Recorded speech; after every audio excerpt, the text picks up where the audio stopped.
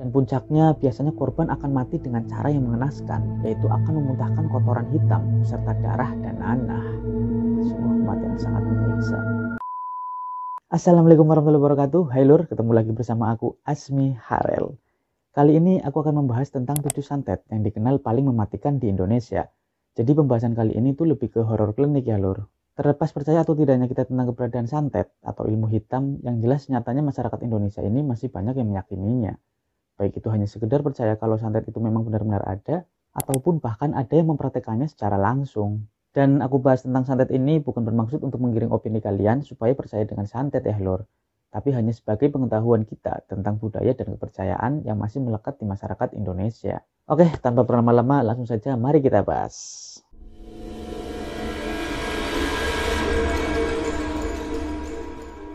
Santet atau tenung adalah sebuah ritual ilmu hitam atau black magic yang digunakan dengan tujuan untuk mencelakai orang lain, seperti menyebabkan penyakit, kesialan, bahkan kematian.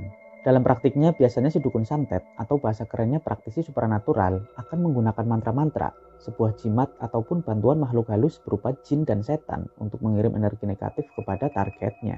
Media untuk menyasar targetnya pun bermacam-macam, misalnya seperti foto, tanah pekarangan rumah, barang kesayangan, ataupun bagian tubuh tertentu si target, seperti rambut, kuku, air liur, ataupun yang lainnya. Beberapa masyarakat Indonesia di daerah tertentu masih menjadikan santet ini sebagai salah satu jalan terakhir ketika menghadapi permasalahan yang berat. Tapi biasanya sih dengan tujuan jahat yang berlatar belakang dengki, iri hati, ataupun balas dendam. Santet sering dikaitkan dengan aliran animisme dan dinamisme yang masih dipercaya oleh beberapa daerah tertentu di Indonesia, seperti Jawa, Banten, Banyuwangi, Bali, Kalimantan, dan juga daerah yang lainnya. Yang mana mereka percaya bahwa segala sesuatu di alam raya ini mempunyai jiwa dan kekuatan gaib yang bisa mereka manfaatkan, baik itu untuk tujuan yang baik ataupun jahat sekalipun. Nah, berikut 7 santet yang dikenal paling mematikan yang ada di berbagai daerah di Indonesia. Yang pertama ada santet Parangmaya. Santet yang berasal dari suku Dayak Kalimantan ini dikenal menjadi salah satu ilmu santet yang paling mematikan. Kita tahu sendiri, masyarakat suku Dayak masih sangat memegang teguh kepercayaan adat dan ritual-ritual yang bernuansa mistik. Nah, santet Parangmaya ini menjadi salah satu alternatif mereka jika ingin mencelakai orang lain.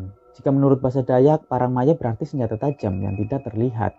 Untuk melakukan santet ini, biasanya mereka membakar senjata tajam seperti parang atau mandau dengan membacakan mantra-mantra tertentu. Lalu setelah itu, senjata ini konon dapat terbang menghilang untuk menyasar targetnya secara gaib.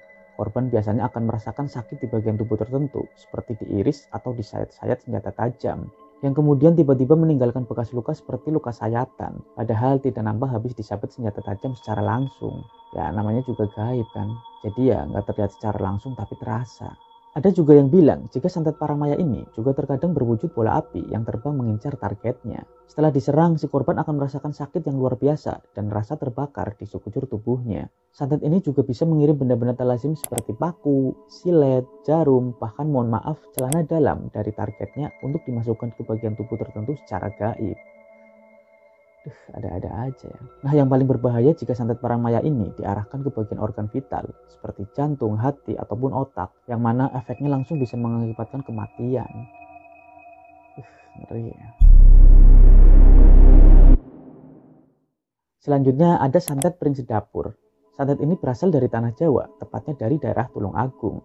Tapi ada juga sumber yang mengatakan jika santet ini berasal dari daerah Banyuwangi. Santet Pring Sedapur ini termasuk salah satu santet yang paling mematikan, karena yang disasar bukan hanya satu orang saja lur, melainkan juga seluruh keluarganya, yang konon dikabarkan dalam tingkat tertentu, santet ini bisa terus berlanjut sampai 12 turunan.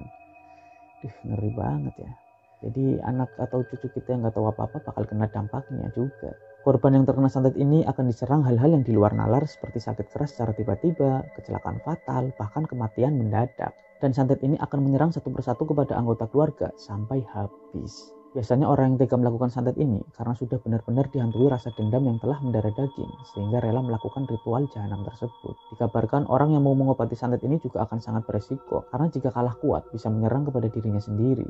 Namun untungnya dukun yang bisa menguasai ilmu santet Pring Sedapur ini sangat jarang, bahkan bisa dikatakan langka. Kalaupun ada, si pelaku juga harus membayar mahal sebagai syarat ritualnya, yaitu harus mengorbankan salah satu anggota keluarganya yang paling disayanginya. Dan gak hanya itu, resiko santet Pring Sedapur ini juga dapat berbalik ke si pelaku santet sendiri. Jadi seperti pisau bermata dua.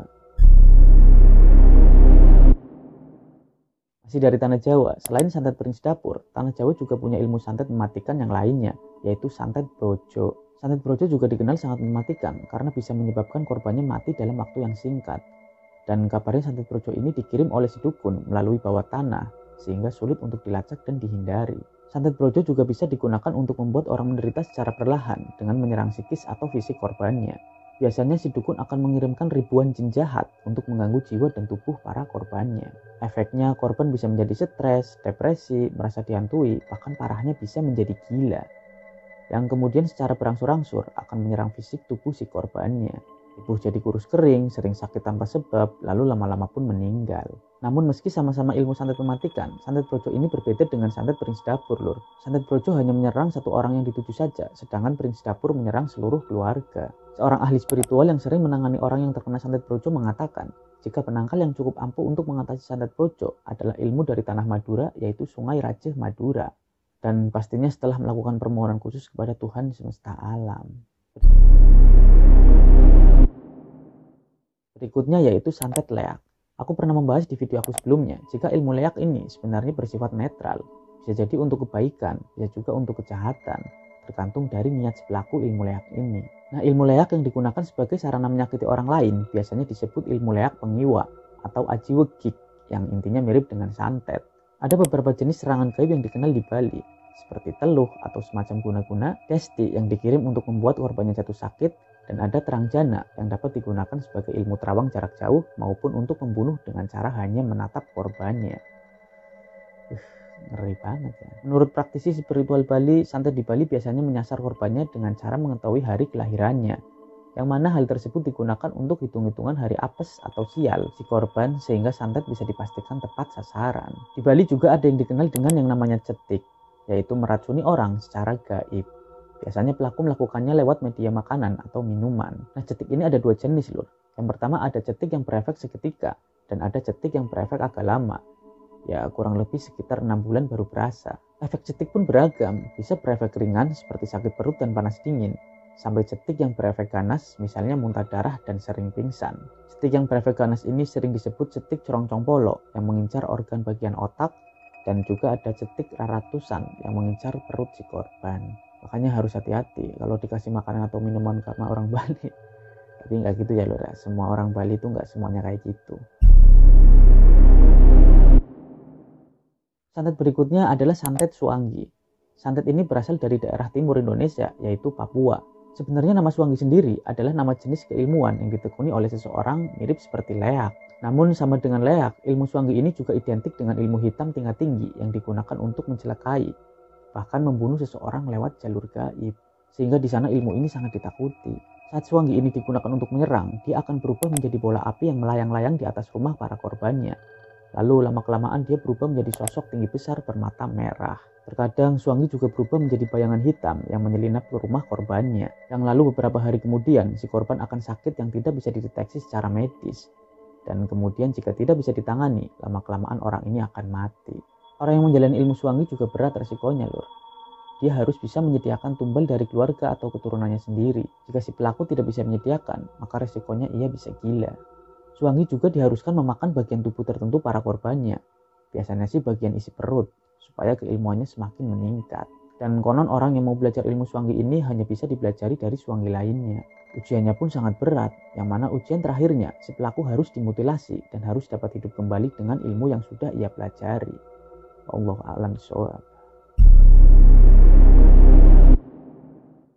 Berikutnya ada santet bambu apus. Santet yang berasal dari Sumatera ini adalah santet ganas yang menyerang saluran pembuangan manusia, sehingga korbannya ini dibikin tidak bisa pipis ataupun pup, yang otomatis lama-kelamaan perut korban akan membesar beserta rasa sakit yang tidak tertahankan. Setiap kali ingin buang air, perutnya seperti ditusuk-tusuk dari dalam.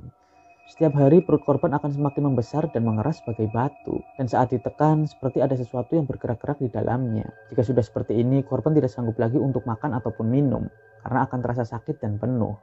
Kalau dipaksakan biasanya malah muntah darah. Selain menyerang fisik, santet ini juga meneror psikis dengan gangguan seolah-olah korban terus dihantui oleh sosok yang selalu mengamatinya. Yang akibatnya korban akan sulit tidur karena selalu merasa cemas dan ketakutan. Dan puncaknya biasanya korban akan mati dengan cara yang mengenaskan, yaitu akan memuntahkan kotoran hitam beserta darah dan nanah. sungguh kematian sangat menyiksa. Sesuai dengan namanya, media santet ini menggunakan bagian dari bambu apus yang sudah dikeringkan. Lalu bambu tersebut dibuat menjadi seperti tusuk yang runcing, kemudian diikat dengan tali berwarna merah dan hitam. Yang konon ini adalah simbol pengikat nyawa. Selain itu biasanya dibutuhkan potongan kuku atau rambut dari calon korbannya yang harus dilumuri dengan tanah kuburan. Dan setelah semua bahan-bahan terkumpul, barulah dukun akan membacakan mantra-mantra tertentu saat dini hari. Yang kemudian keesokan harinya, korban akan mulai merasakan dampaknya. Manusia. Karena dendam terkadang bisa lebih kejam dari hewan dan setan. Astagfirullahaladzim. Ngeri lur. Yang terakhir ada santet burung tujuh atau artinya hantu tujuh. Ilmu santet ini berasal dari Aceh dan sebenarnya burung tujuh ini merupakan sosok makhluk gaib atau jin. Nah, makhluk-makhluk ini biasanya dipelihara oleh para dukun ilmu hitam di Aceh untuk tujuan jahat, yaitu menyakiti orang lain atau mengirim santet. Sesuai namanya, saat menjalankan aksinya, dukun akan mengirim 7 jin untuk menyerang korbannya. Kenapa harus 7? Karena angka 7 sendiri konon di Aceh sangat disakralkan, sehingga dalam hal mistik pun angka 7 menjadi angka keramat. Orang yang terkena santet ini akan diganggu bahkan dirasuki oleh 7 jin ini. Korban akan bertingkah aneh bahkan menjadi liar seperti binatang. Dan akhirnya si korban akan jatuh sakit secara misterius dan sakitnya itu tidak bisa terdeteksi secara medis. Lalu lama-kelamaan korban pun akan mati. Burung tujuh ini juga bisa dikirim untuk menyiksa korbannya di masa depan lur. Maksudnya si pengirim berniat supaya korban nanti baru akan merasakan efek santet burung tujuh ini ketika menjelang kematiannya. Yang mana korban akan diganggu habis-habisan oleh jin-jin tersebut sampai seolah-olah sulit untuk mati. Jin-jin ini akan memanipulasi tubuh korbannya agar tetap dalam kondisi hidup dan enggan mati. Mirip seperti orang yang susah mati karena pasang susuk mungkin. Wallahu a'lam bishawab. Dan itulah beberapa ilmu santet yang dianggap paling mematikan di Indonesia. Santet atau buhul memang sudah ada dari zaman dulu. Dan sebenarnya sebagai bukti kalau hal-hal gaib itu memang ada. Karena Tuhan bukan hanya menciptakan alam kasar saja, maksudnya alam yang terlihat, tapi juga menciptakan dimensi lain yang tak kasat mata. Semua itu sebagai tanda dari kebesaran Allah Subhanahu wa Ta'ala. Tentunya kita sebagai umat beragama harus senantiasa menjaga hati dan diri kita untuk tidak memicu permasalahan, sembari terus mendekatkan diri kepadanya. Karena sejatinya tidak ada kekuatan lain selain dari pertolongannya. Oke lur, cukup dulu cerita kali ini. Ketemu lagi di video lainnya. Aku akhiri. Wassalamualaikum warahmatullahi wabarakatuh.